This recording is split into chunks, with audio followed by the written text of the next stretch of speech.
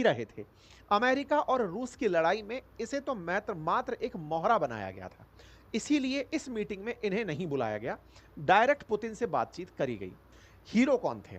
Putin थे या फिर ट्रंप थे? तो आइए एक एक करके एनालिसिस करते हैं।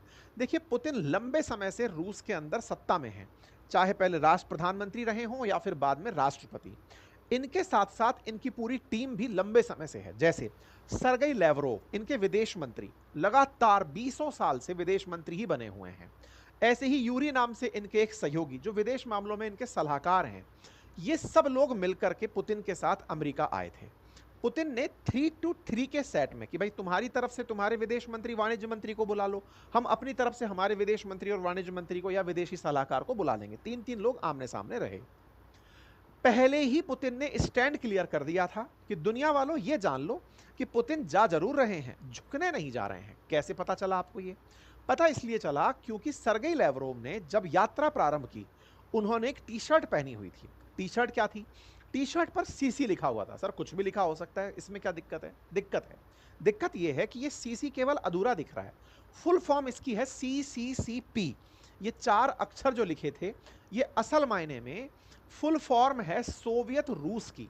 ये साइरेलिक एक्रोनिम है union of Soviet socialist Republic का, जिसे आप यूएसएसआर कहते हैं, उसे यहां पर CCCP के नाम से पढ़ा जाता है।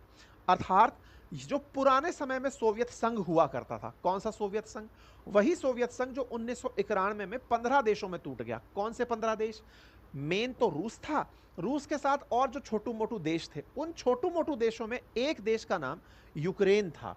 ये जो यूक्रेन है जिसे आप यहां देख रहे हैं, इसी यूक्रेन पर तो इस बड़े वाले रूस ने हमला बोला हुआ है।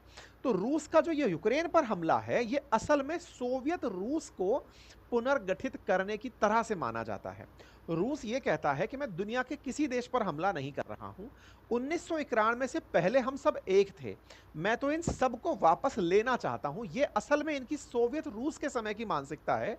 बोले अमेरिका ने हमें 15 टुकड़ों में तोड़वा दिया था, अब समय है, हम सामर्थ्यवान हैं, हम अपने टुकड़ों को वापस ले रहे हैं। ऐसा करते करते ही 2014 में ये क्रीमिया ले लिए।